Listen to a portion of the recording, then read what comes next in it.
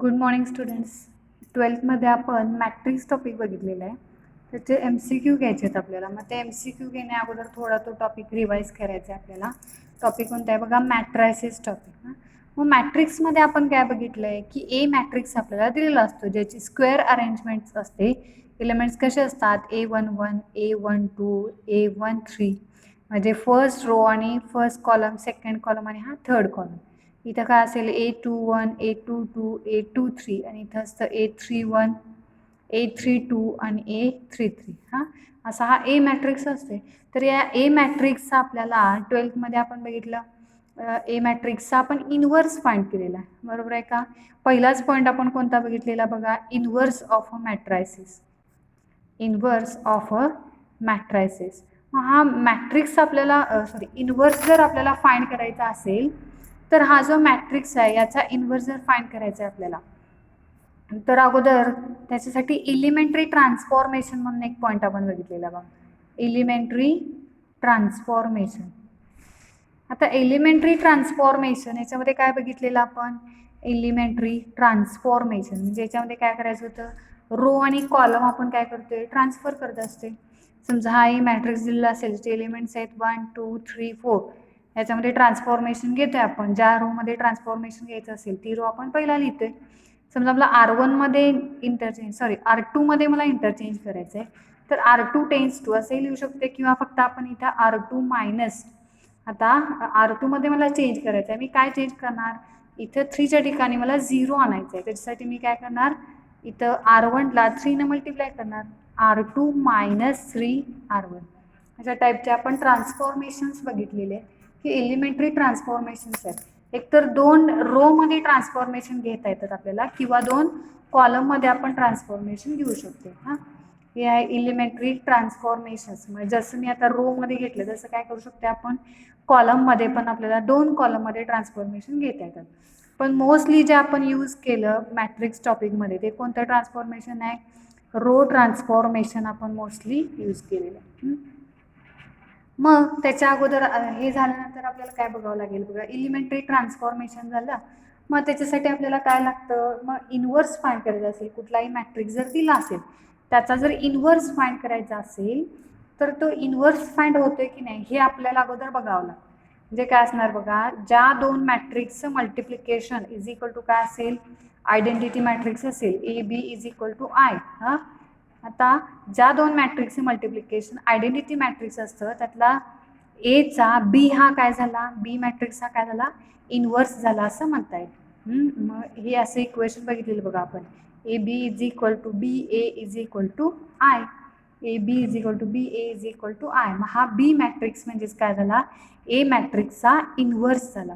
मग इनव्हर्स आपण डिनोट कसा करतोय, A⁻⁻1. म्हणजे सेम हे इक्वेशन असं लिहिलेलं आपण, A into A inverse is equal to A inverse into A is equal to I. हा काय मिळाला आपल्याला, इनव्हर्स आहे. ज्या 2 मॅट्रिक्सचं multiplication is equal to identity matrix मिळतं त्याला आपण काय म्हणतोय, इनव्हर्स ऑफ अ मॅट्रिक्स असं म्हणतोय. म्हणजे ए मॅट्रिक्सचा बी हा काय झाला, इनव्हर्स झाला. मग बीला इनव्हर्स न म्हणता आपण सिम्बॉल दिलेला आहे आपल्याला, A⁻⁻1, म्हणजे हा काय आहे, इनव्हर्सचा सिम्बॉल आहे. मग आता हा कुठलाही ए मॅट्रिक्स दिला जातो आपल्याला. समजा आपण ए मॅट्रिक्स असा घेतला तर हाच बघूया आपण, 1 2 3 आणि 4 दिला. तर हा ए मॅट्रिक्स दिला आपल्याला. आता याचा इनव्हर्स फाइंड होतोय की नाही हे कशावरून ठरवायचं, तर त्याच्यासाठी अगोदर काय सांगितले की हा जो मॅट्रिक्स आहे तो नॉन सिंग्युलर आहे की नाही बघायचं. आता नॉन सिंग्युलर हे कशावरून ठरवतो आपण, त्याचा डिटर्मिनंटची व्हॅल्यू फाइंड करायची. Determinant of A is equal to किती व्हॅल्यू मिळत्या बघायची, क्रॉस मल्टिप्लिकेशन काय येणार, 4 - 6 म्हणजे व्हॅल्यू किती आली, -2 आली. मग डिटर्मिनंट ऑफ ए ची व्हॅल्यू जर नॉट इक्वल टू आली तर तो काय झाला matrix, therefore A is non singular matrix. Therefore A is non singular matrix. मग ए मॅट्रिक्स जर नॉन सिंग्युलर असेल तर त्याचा इन्व्हर्स काय होणार आहे, एक्झिस्ट होणार आहे. Therefore A inverse exist. इथे लक्षात. मग अगोदर डिटर्मिनंट फाइंड होतं की नाही हे बघितल्याशिवाय इन्व्हर्स एक्झिस्ट होते की नाही हे आपल्याला लक्षात येणार नाही. मग डिटर्मिनंट ऑफ ए ची व्हॅल्यू काय पाहिजे, इज नॉट इक्वल टू 0 पाहिजे, तर त्याचा इन्व्हर्स फाइंड होणार आहे. मग आता हा इन्व्हर्स फाइंड करण्याचे आपण 2 मेथड बघितले आहे. 2 मेथड कोणत्या सांगा, एक जी आहे ती कोणती आहे, elementary transformation. Elementary transformation, inverse of a matrix by elementary transformation. हां, ही एक मेथड बघितली. आणि दुसरी मेथड कोणती आहे, ॲडजॉईंट मेथड. दुसरी मेथड कोणती आहे, adjoint method. Inverse of a matrix by elementary transformation आणि बाय ॲडजॉईंट मेथड, अशा दोन मेथड आपण बघितलेल्या आहेत. मग त्याच्यामधले आपण आता पहिला एक मेथड बघूया, एलिमेंटरी ट्रान्सफॉर्मेशन मेथड आपण बघूया आता. एलिमेंटरी ट्रान्सफॉर्मेशन म्हणजे आत्ताचाच मी पॉईंट जो सांगितला तोच इथं आपण बघणार आहे. पहिली मेथड कोणती, inverse of a matrix. Matrix कसला असणार आहे तो, non singular. Inverse of a matrix by elementary transformation. By elementary transformation म्हणजे रो आणि कॉलम ट्रान्सफर करायचे आणि काय करायचं आहे आपल्याला, रो आणि कॉलम ट्रान्सफर करून आपल्याला काय करायचं असतं, इन्व्हर्स फाइंड करायचं असते. हां, मग एलिमेंटरी ट्रान्सफॉर्मेशन याच्यामध्ये काय असणार, ए मॅट्रिक्स दिलेलाच असेल. आता ए मॅट्रिक्स आपण फॉर एक्झाम्पल 3x3 कन्सिडर करूया. हे लिहिणार आहे मी, A11, A12, A13, A21, A22, A23 आणि A31, A32 आणि A33.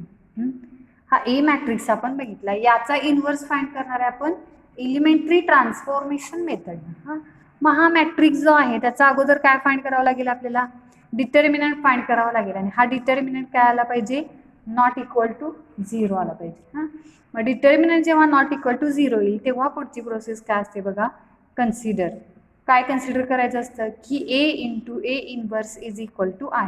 हे इक्वेशन आपण कन्सिडर केलेलं, A into A inverse is equal to I. हां, मग याच्यावरून आपण काय केलेलं सांगा, इथं ए मॅट्रिक्स लिहायचा. मग आता ए मॅट्रिक्स इथं जो आहे तो मी लिहिणार आहे, A11, A12, A13, A21, 22, 23, 31, 32 आणि 33. हां, हा ए मॅट्रिक्स असेल. इथे ए इन्व्हर्स असेल आणि इज इक्वल टू इकडे आता आयडेंटिटी मॅट्रिक्स. आता हा नेमका किती ऑर्डरचा घ्यायचा, आयडेंटिटी मॅट्रिक्स सगळ्यांना माहिती आहे, ज्याचे डायगोनल एलिमेंट्स 1 आणि रिमेनिंग एलिमेंट्स काय असतात, 0 असतात. तो काय झाला, आयडेंटिटी मॅट्रिक्स.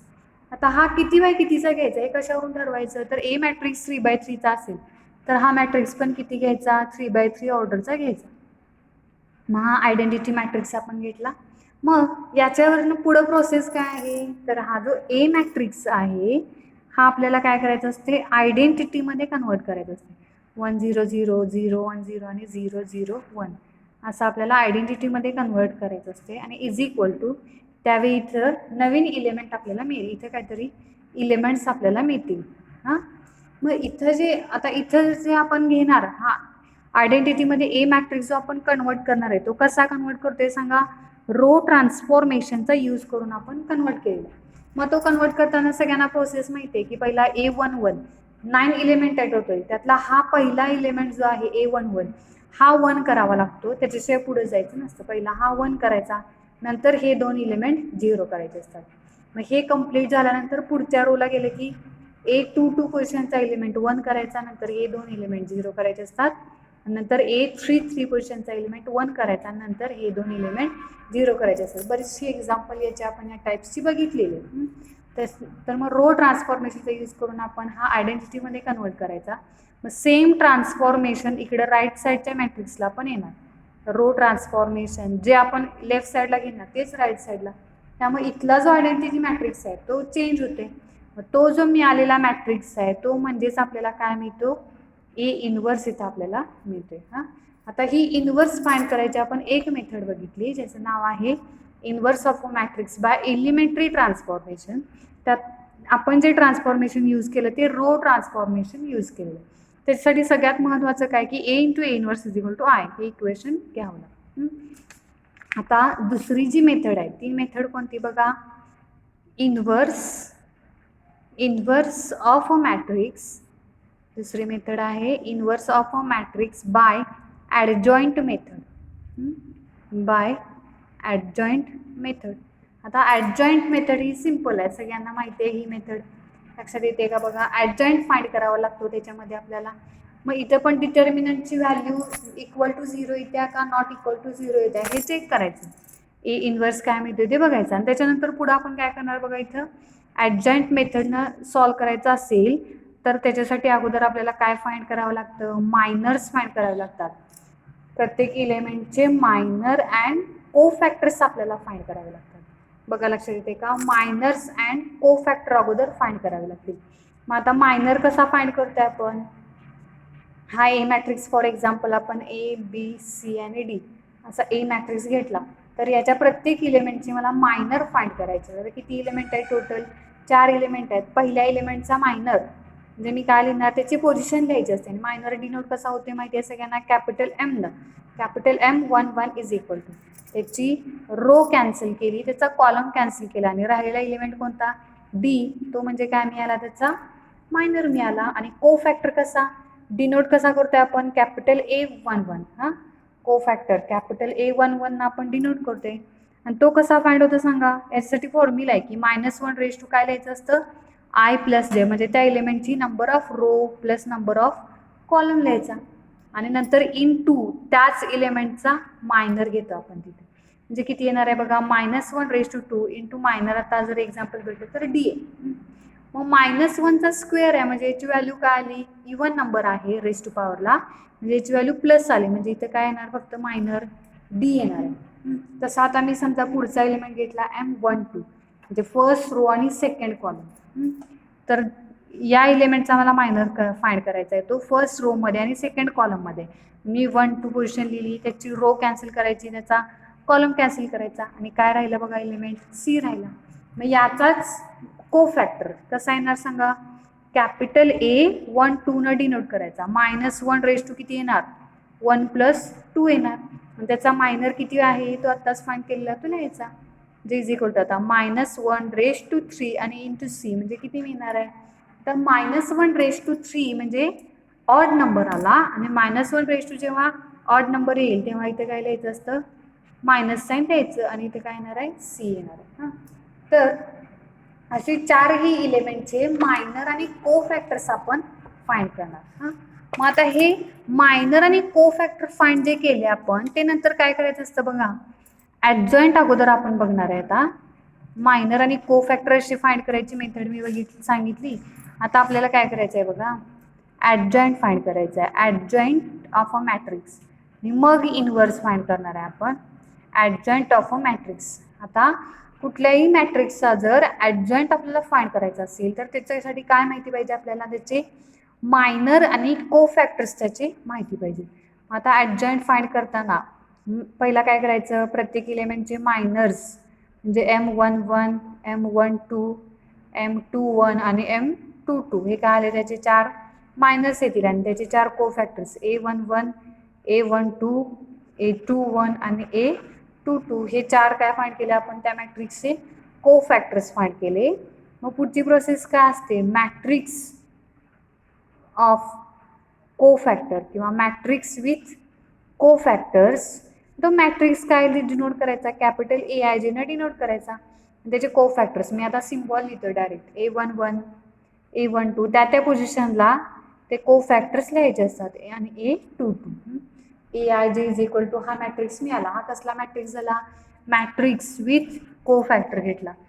पण अजून आपल्याला ॲडजॉइंट मिळालेला नाही आहे.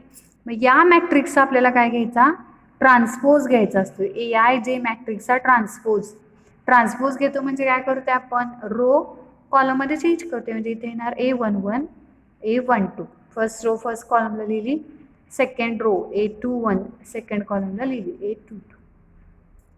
मग हा जो ट्रान्सपोज मिळाला, या ट्रान्सपोजलाच आपण काय म्हणते, ॲडजॉइंट ऑफ ए असं म्हणते. मग हा ॲडजॉइंट ऑफ ए मिळाला, जो त्या मॅट्रिक्सचा आपण ट्रान्सपोज घेते तो म्हणजेच काय असते, ॲडजॉइंट ऑफ ए असते. हां, मग हा ॲडजॉइंट मिळाल्यानंतर आपल्याला काय मिळणार आहे, ॲडजॉइंट मिळाल्यानंतर त्याचा काय मिळेल, इन्व्हर्स मिळेल. Therefore A inverse is equal to काय फॉर्म्युला बघा, आठवते का, 1 determinant of A into adjoint of A. हा काय आहे, ए इन्व्हर्स फाइंड करण्याचा फॉर्म्युला आहे. हां, A inverse is equal to 1 determinant of A into adjoint of A. हा इन्व्हर्स फाइंड करायचा फॉर्म्युला आहे. आता ह्या दोन मेथड बघितल्या आपण, एक बघितली एलिमेंटरी ट्रान्सफॉर्मेशन आणि दुसरी कोणती आहे ॲडजॉइंट मेथड. हां, मग या दोन मेथडवरतीच आपली एक एक्झरसाइज आहे बघा थिअरीमध्ये. एक्झरसाइज 2.2 जे आहे ती या दोन मेथडवरतीच आहे. मग आता अजून एक पॉईंट आपण काय बघितला पुढचा पॉईंट जर बघायचा झाला तर तिसऱ्या एक्झरसाइजमध्ये तो पॉईंट काय सांगितला आहे बघा, ॲप्लिकेशन ऑफ मॅट्रायसिस. ॲप्लिकेशन ऑफ मॅट्रायसिस हे दोन मेन पॉईंट आणि हे एक ॲप्लिकेशन झालं. एवढाच टॉपिक आहे आपला.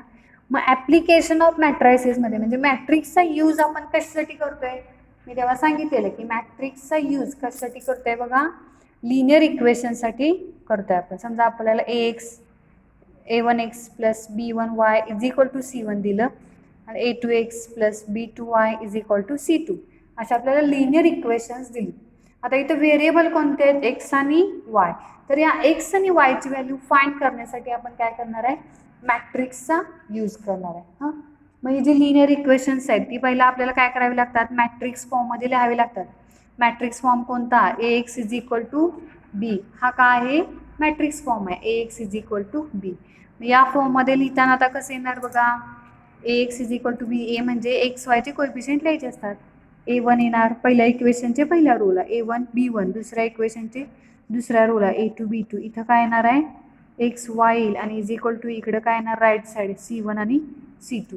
म्हणजे हा मिळाला ए मॅट्रिक्स, हा मिळाला एक्स मॅट्रिक्स आणि इज इक्वल टू काय आहे, हा बी मॅट्रिक्स आहे. हां, मग हा ए मॅट्रिक्स जो आहे तोच आपल्याला फाइंड करायचा असतो. म्हणजे एक्स वाय किंवा व्हेरिएबल जे असतील ते, आता एक्स वायचं दोन इक्वेशन आहे त्यामुळे एक्स वाय येणार, तीन इक्वेशन असतील तर तीन येईल, एक्स वाय आणि झेड येईल. हां, तर हा एक्स मॅट्रिक्स आपल्याला फाइंड करण्यासाठी इथं पण दोन मेथड दिली आहेत. दोन मेथड कोणत्या बघितल्यात आपण त्या, एक मेथड कोणती, इन्व्हर्जन मेथड. पहिली जी मेथड आहे ती कोणती, इन्व्हर्जन मेथड. आणि दुसरी मेथड कोणती आहे, रिडक्शन मेथड. ही सिंपल आहे मेथड एकदम, रिडक्शन मेथड. या दोन मेथड आपल्याला दिलेले आहेत, इन्व्हर्जन आणि रिडक्शन. आता ॲप्लिकेशन ऑफ मॅट्रायसिस यातली पहिली मेथड आपण बघूया, method of inversion. Method of inversion. मग याच्यामध्ये काय असणार आहे बघा, पहिला आपल्याला लिनियर इक्वेशन्स दिलेले असतील. मग लिनियर इक्वेशन्सवरनं आपल्याला तो मॅट्रिक्स कोणत्या फॉर्ममध्ये लिहायचा असं सांगा, x is equal to be या फॉर्ममध्ये लिहायचं असते. समजा आपलं ए मॅट्रिक्स असं असेल, a1 1 1 2 1 3 a2 1 a2 2 2 3 a3 1 3 2 3 3. हा ए मॅट्रिक्स असेल. इथं एक्स मॅट्रिक्स काय असणार, एक्स वाय झेड. आणि बी मॅट्रिक्स इकडे काय असेल, समजा आपण d1 d2 आणि d3 घेतलं. आता हे लिनियर इक्वेशन्स वगैरे तुम्हाला सगळं माहिती आहे त्यामुळे मी डायरेक्ट लिहिलेलं आहे, ए X is equal to be या फॉर्ममध्ये ते लिनियर इक्वेशन्स आपण लिहिलेले असतात. मग हे लिहिल्यानंतर हा फॉर्म कोणता झाला की ए X is equal to be, यालाच आपण मॅट्रिक्स फॉर्म असं म्हणतो. मे केल्यानंतर याला आपण काय करते, pre multiply by A inverse. A इन्व्हर्सनं या इक्वेशनला आपण बोथ साईडला मल्टिप्लाय करतोय. त्यामुळे काय येणार बघा, मग A inverse into A X is equal to A inverse into B. मग हे पुढं सॉल्व कसं केलेलं आपण, A inverse into A X is equal to A inverse into B. मग ए इंटू ए इन्व्हर्स म्हणजे आपल्याला काय माहिती आहे, आपण बघितलेलं आहे ऑलरेडी ते ट्रान्सफॉर्मेशन मेथडमध्ये. तिथं काय लिहितो आपण, आय लिहिते, I X is equal to A inverse into B येणार. आता एक्सला मल्टिप्लाय केलेला जो मॅट्रिक्स आहे तो कोणता आहे, आयडेंटिटी मॅट्रिक्स आहे. त्यामुळे इथं काय राहणार, as it is X is equal to काय राहील, ए इन्व्हर्स इंटू बी राहील. हां, एक्स इज इक्वल टू काय मिळालं बघा, ए इन्व्हर्स इंटू बी मिळाला. इथे एक्सच्या व्हॅल्यूज मिळाल्या का बघा. पण ए इन्व्हर्स मॅट्रिक्स आपल्याला माहिती आहे का, तो फाइंड करावा लागतो. आणि बी मॅट्रिक्स, मग हा ए इन्व्हर्स जो फाइंड करायचा आहे तो आपण मोस्टली कोणती मेथड यूज केलेली फाइंड करण्यासाठी, ॲडजॉइंट मेथडनं काय करायचा, ए इन्व्हर्स फाइंड करायचा. मग तो ए इन्व्हर्स मॅट्रिक्स आणि हा बी मॅट्रिक्स या दोन मॅट्रिक्सचं मल्टिप्लिकेशन घेतलं की आपल्याला तिथं एक्सची व्हॅल्यू मिळाली. हां, आता ही बघितली आपण कोणती मेथड, मेथड ऑफ इन्व्हर्जन. आणि सेकंड कोणती असेल, method of reduction. Second method कोणती आहे, मेथड ऑफ रिडक्शन मेथड. मग याच्यामध्ये काय होतं बघा की ए X is equal to be, या फॉर्ममध्ये ती इक्वेशन्स पहिला लिहायची. ए X is equal to be, म्हणजेच मी ती कशी लिहिणार आहे, मी परत लिहिते बघा आता इथं ते elements. A11, A12, A13, A21, A22, 23, A31, 32, 33. इथं एक्स वाय झेड असेल आणि इकडं काय असतं D1, D2 आणि D3. हां, मग मेथड ऑफ रिडक्शन आहे. याच्यामध्ये काय करावं लागतं, रिड्यूस करतोय आपण. काय रिड्यूस करतोय तर हा जो ए मॅट्रिक्स आहे हा एकतर अप्पर ट्रायंग्युलर किंवा लोअर ट्रायंग्युलरमध्ये रिड्यूस करते. आता अप्पर ट्रायंग्युलर किंवा लोअर ट्रायंग्युलर म्हणजे काय, तर हे जे डायगोनल एलिमेंट आहेत याची लोअर साईड जर 0 केली तर हा मॅट्रिक्स कसला मिळाला आपल्याला, अप्पर ट्रायंग्युलर मॅट्रिक्स मिळाला. हां, आणि ते जर आपण हे 3 एलिमेंट जर 0 केले तर हा मॅट्रिक्स कसला मिळते, लोअर ट्रायंग्युलर मॅट्रिक्स मिळते. हां, मग ते 3 एलिमेंट 0 केल्यावर समजा आपल्याला असा मॅट्रिक्स काहीतरी मिळाला असेल. समजा मी ए ऐवजी आता इथं नंबर्स चेंज होतील ना, जेव्हा आपण हे 3 एलिमेंट 0 करणार, इथं ट्रान्सफॉर्मेशन घेतो ना आपण, त्यावेळी काहीतरी नंबर चेंज होतील, त्यामुळे बी नाव दिलं. B11, B12, B13, इथं 0 येईल. हे 3 एलिमेंट आपण 0 केलेत. इथं B22, इथं B23 आणि B33. हां, असं काहीतरी मिळेल. इथं एक्स वाय झेड असेल. समजा इकडं आपण D1, D2, D3 हे पण चेंज होईल. B1 डॅश घेऊया, B2 डॅश आणि B3 डॅश असं घेतलं.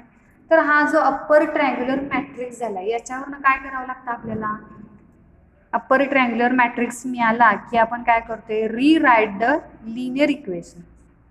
रीराईट द लिनियर इक्वेशन्स. मग रीराईट लिनियर इक्वेशन्स, इथं काय येणार इक्वेशन बघा, B11 एक्स येईल प्लस B12 एक्स नंतर वाय येईल आणि plus B13 Z is equal to काय येणार, B1 डॅश येईल. दुसरं इक्वेशन काय येईल, B22 Y plus B23 Z is equal to B2 dash आणि लास्ट इक्वेशन काय आहे तर B33 Z is equal to B3 dash. हे झालं इक्वेशन 1, 2 आणि 3. मग ही 3 इक्वेशन पुढं सॉल्व करत जायचं. काय करावं लागतं आपल्याला त्याच्यासाठी, फ्रॉम इक्वेशन 3 आपण काय करतो, इथं झेडची व्हॅल्यू फाइंड करते. ती झेडची व्हॅल्यू इक्वेशन 2 मध्ये ॲड करायची. मग इथं कोणती व्हॅल्यू मिळत्या, वायची व्हॅल्यू मिळत्या. मग वायची व्हॅल्यू मिळाली, झेडची व्हॅल्यू मिळाली, त्या दोनही व्हॅल्यू आपण कुठे ॲड करतो, इक्वेशन 1 मध्ये ॲड करते. मग इक्वेशन 1 मध्ये ॲड केलं की आपल्याला काय मिळत्या, एक्सची व्हॅल्यू मिळत्या. मग असं आपल्याला काय मिळणार आहे, एक्स वाय आणि झेडच्या व्हॅल्यूज मिळतात. हे आपण एवढं मॅट्रिक्स टॉपिकमध्ये बघितलेलं आहे. काय काय बघितलं बघा, elementary transfer, inverse of a matrix बघितला. त्याच्यामध्ये 2 मेथड आहेत. इनव्हर्सच्या 2 मेथड.